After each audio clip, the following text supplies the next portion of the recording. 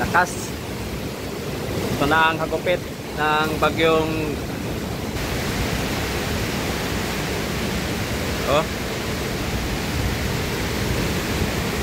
yung kuha pa lang to, yung gilid dito tumama sa aming lugar, yung gilid pa lang to, pero malakas lalo na doon sa sentro nito. Napakalakas nito.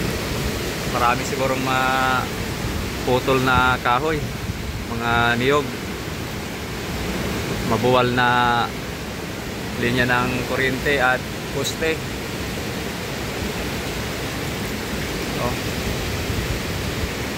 Kasungpan. Kasungpan. Thank you.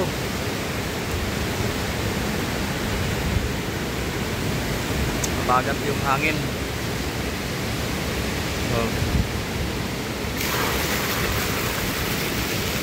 Lakas mga niyog namin Ewan ko kung makasurvive pa yan. Dito tayo sa may tabing dagat. Let's go. Pakalakas.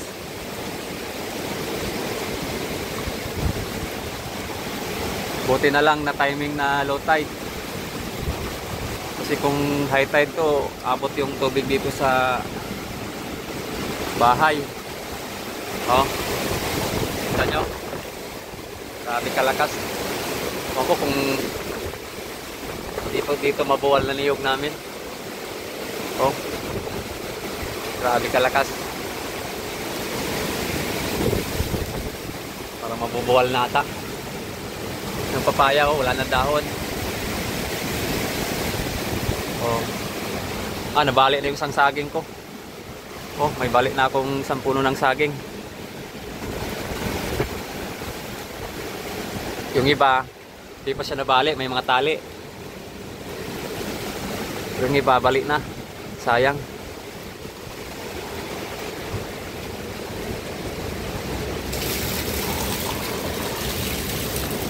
Nabuwal lang aking saging. Yung isa doon, may bunga yun. Yan may bunga yun Sana di mabali. May tali naman yun Buti natanggalan ng dahon. Malakas yung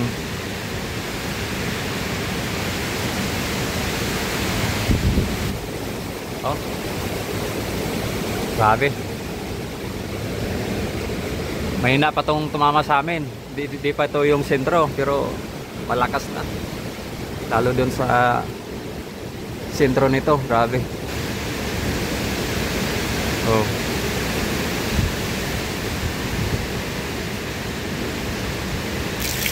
Lakas. Ang lakas. Sana yung bangka, buti na lang napasok.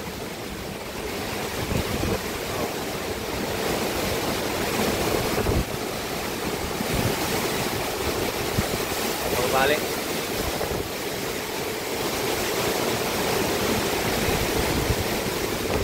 Baka mabagsakan tayo ng niyog.